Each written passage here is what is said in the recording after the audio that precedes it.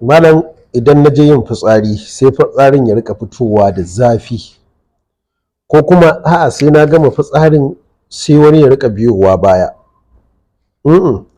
Ni kuma malam sai na zo lokacin da zan yi al'ada sai marata ta rika riƙewa tana ciwo ciwo mai tsanani. A'a malam, ni matsina ne sai ya rika tsatsagewa ko kuma ya rika yin dafara, yana fitar da wani irin gari, sannan yana wani irin ƙaiƙayi. Malam, ni kuma sai na ɗauki juna biyu, wato ciki, yana yin wata ɗaya kafin ya shiga na biyu sai ya ɓare. Malam, ni kuma idan muna ma'amala ni da mai gidana, muna gamawa ina miƙewa, ruwan nan nashi da yake shiga jikina ina tashi sai ya fito.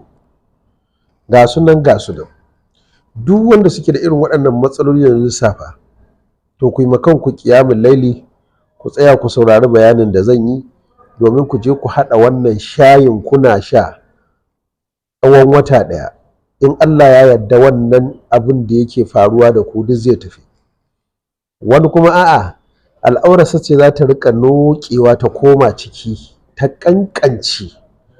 Wani kuma duburarsa ce za ta rika ƙaiƙayi, ba kuma basir ba ne. Abubuwa ne wanda suka shafi kullum bayanin da ake na sanyi. To ku je ku haɗa wannan shayin abubuwa guda 3 zuwa 4, ya zama muku wata ɗaya kuna amfani da shi, kuma babba zai yi, namiji zai yi, mace za ta yi, za a yi ma yara. Kai wannan maganin har mai ciki za ta yi amfani da shi, sai dai mai cikin wanda ya kai wata 5 zuwa sama. Idan cikinta bai kai wata 5 ba to ba za ta yi ba. Waɗannan wasu ababe ne. Na farko za a samu kanunfari, ƙwayoyin ko garin. Na biyu za a samu citta ɗanya ko busasshiya. Na uku za a samu kimba.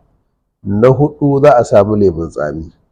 To kun ji abubuwan da za a dafa ya zama shayi a rika amfani da shi. To yaya za a yi amfani da shi? Shi ne za a ɗibi ƙaramin cokali na kanunfari in gurori ne, idan gari ne rabin ƙaramin cokali. Zan haɗa muku sha na lokaci ɗaya.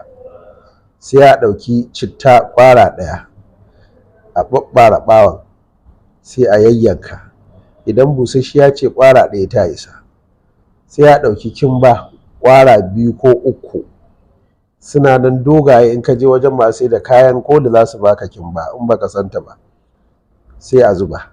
Sai a ɗauki lemun tsami ƙarami guda ɗaya, sai a yayyanka shi, ba a ɓare ɓawon, da ɓawon za a yanka, sai a haɗa su guri ɗaya. Idan an zuba su a tukunya sai a zuba pure water guda ɗaya. In ƙarami ne pure water a sa guda 2. Sai a dafa shi kamar yadda dai aka san ana dafa shayi. Don aka dafa shi sai a sauke, sai a tace waɗannan abubuwan da aka zuba sun gama aiki. Sai a zuba zuma cokali ɗaya babba. Za ka sha da safe kafin ka ci komai. Za ki sha da safe kafin ki ci komai. Sannan za ki ƙara dafawa kamar yadda na faɗa, shi kuma da daddare bayan an ci abinci. Kun ga aƙalla sau 2 kenan za a yi amfani da shi. Safe kafin a ci abinci, kafin a karya. Dare bayan an ci abinci kafin a kwanta. Za ku ga yadda za ku rabu da wannan matsala ta sanyi da take dankare muku a mara, take haifar muku da matsaloli, wadda take lulluɓe ya'ani mahaifa, take yin santsi, yadda in ciki ya shiga daga ya fara yin nauyi za a ɓarar da shi, zai ɓare. Allah Ubangiji ya sa ku haɗa. Idan kun haɗa ya yi, to a sanar da al'umma annabi, domin kai ma kai musharaka cikin ladan. Kar a manta da subscribe da sharing da kuma danna ƙararrawa domin samun sababbin shirye-shiryen mu in mun ɗora muku. Muna muku fata alkhairi.